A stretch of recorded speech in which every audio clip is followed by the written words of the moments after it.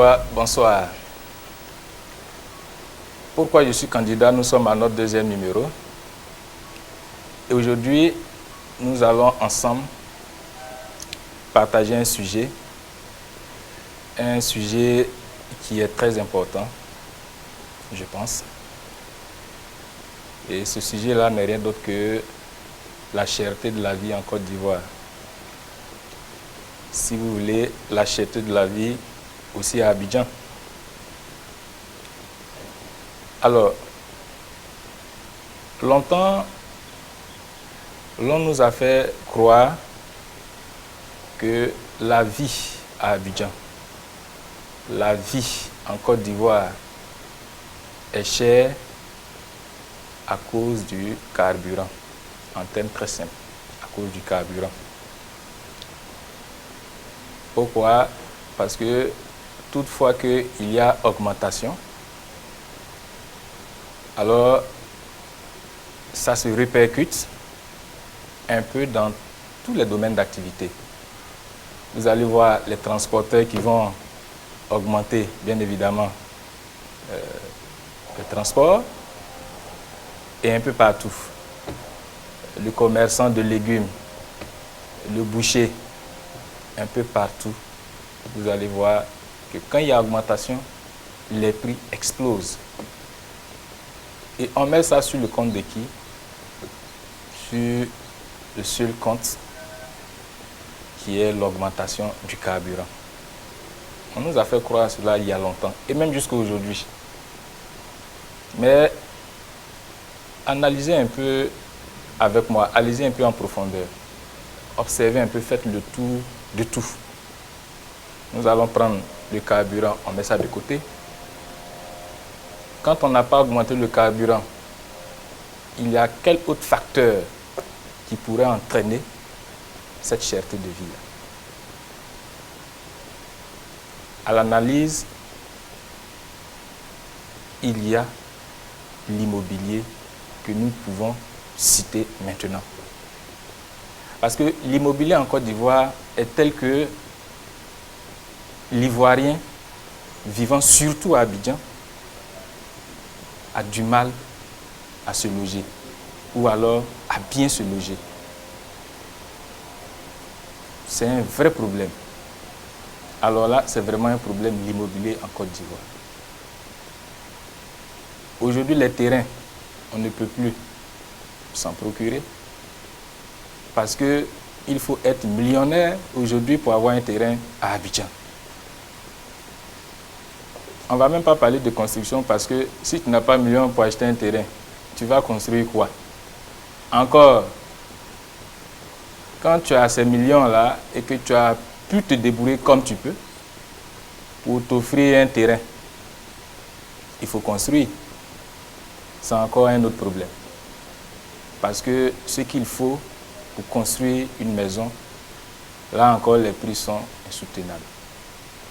Mais déjà que le chômage est estimé à un taux de pourcentage élevé, comment est-ce que quelqu'un qui est peut-être serveur dans un maquis ou restaurant, qui perçoit à la fin du mois même pas le SMIC, 40 000, 50 000, qui a une femme, qui a un enfant, parfois même il a ses petits frères, cousins, cousines à sa charge, mais il n'a que 50, tout au plus 60 000 francs à la fin du mois pour ce qu'il fait. Bon. Lui là, il va se loger comment? Il va loger sa famille comment? Par quel moyen? Par quel moyen ce dernier-là pourra loger sa famille de manière décente avec 60 000 francs? Est-ce qu'on peut avoir un loyer ici à Abidjan aujourd'hui, dans ce temps-là? Est-ce que cela est faisable? Est-ce que cela est possible? Non, tout simplement.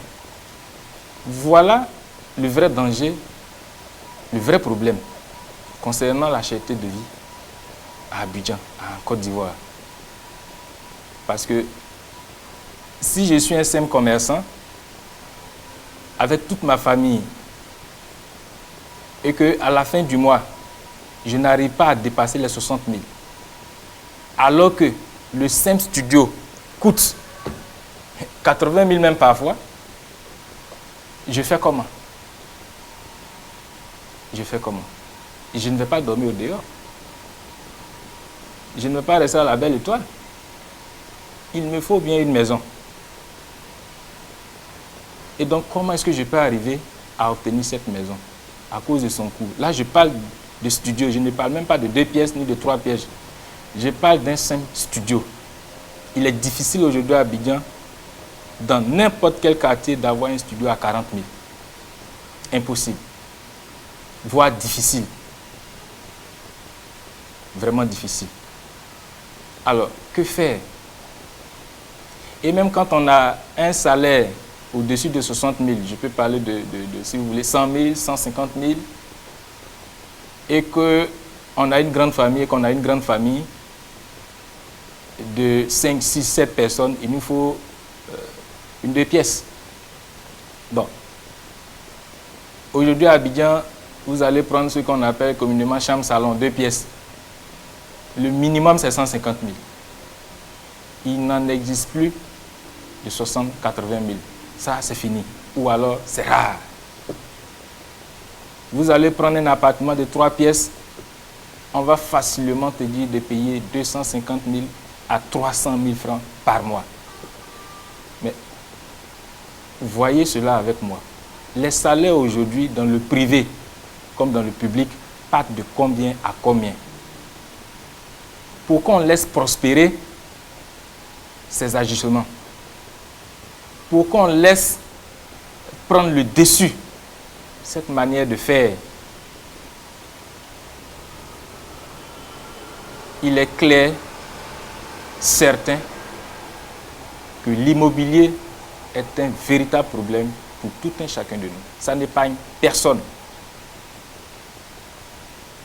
Parce que moi, le simple commerçant, comme je l'ai dit tantôt, je ne peux pas prendre une maison qui, en temps normal, devait coûter 50 000 et que je me retrouve à payer cette maison-là à 100 000. Parce que je suis obligé, je suis contraint, je n'ai pas le choix. Je fais comme je peux, je ferai comme je pourrai pour avoir cette maison. Et une fois dans cette maison, je me dois de payer le loyer. Mais comment je fais pour pouvoir rassembler les 100 000? Il est clair que tout ce que j'aurai à entreprendre, si je suis un vendeur, ce que j'aurai à vendre là, mais je vais faire ressortir ces 100 000 là dedans. Pour dire quoi? Si je vends des stylos au carrefour des routes, ces stylos qui doivent coûter 100 francs, je vais les vendre à 200 francs. Parce que j'ai une maison de 100 000, 150 000 francs que je dois payer. Si je veux vendre les stylos au prix juste, je serai endetté et je serai chassé de ma maison. Voilà le problème. Si j'ai un magasin d'habits, de vêtements, qu'en temps normal, je peux vendre le simple pantalon ou alors la simple jupe à 1000 francs. J'ai un loyer de 150 000 à payer, de 100 000 à payer. Je suis obligé, la chose qui coûte 1000 francs, de vendre ça à 10 000, de vendre ça à 5 000. J'ai besoin qu'on achète mes aubergines. Le tas peut normalement et de manière juste me coûter, voire coûter 50 francs. Mais quand je regarde derrière, j'ai une famille et surtout le coût du loyer qui est élevé, je suis obligé de vendre ces aubergines-là à 500 francs le tas. Vous voyez, je peux citer plein d'exemples et on ne va pas s'en sortir. C'est énorme. Alors, c'est pourquoi nous devons tous se reconnaître et comprendre, voire savoir que l'immobilier en Côte d'Ivoire, c'est un véritable problème. C'est la source principale, si vous voulez, l'une des sources qui contribue à cette cherté de vie. Alors moi, une fois au pouvoir, ce que je compte faire avec la population ivoirienne, c'est de faire en sorte que désormais, ici en Côte d'Ivoire, que le citoyen débourse seulement 1 mois de caution pour avoir accès à un loyer. Tout simplement. D'un autre côté, qu'on revienne à des prix qui sont justes, qu'on stabilise les prix, qu'on ne se retrouve pas avec des studios qui coûtent 150 000, 200 000, non. Qu'on ne se retrouve pas non plus avec des appartements de 2 à 3 pièces qui coûtent 300 000, 350 000.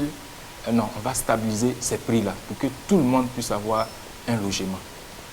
Alors on va retenir de cet entretien que, une fois au pouvoir, avec la population ivoirienne, nous allons tout mettre en œuvre pour que l'Ivoirien paye seulement 1 mois de caution. Seulement 1 mois de caution. Il est clair qu'il y a les démarcheurs, il y a des cabinets qui vont vous trouver la maison. Si votre loyer coûte 100 000, vous allez payer les 100 000 qui font les 1 mois qui font la caution, pas d'avance. Et cette somme de 100 000 sera divisée par 3, donc les 1 tiers qu'on va reverser au cabinet ou aux démarcheurs. Voilà tout ce que l'Ivoirien devra payer désormais pour avoir accès à un loyer. Alors, on va aussi supprimer ce phénomène de pas de porte. Franchement, on va le supprimer parce que moi, personnellement, je ne sais pas ce que ça veut dire, à quoi ça sert. Pas de porte à gauche, pas de porte à droite, on va supprimer ça.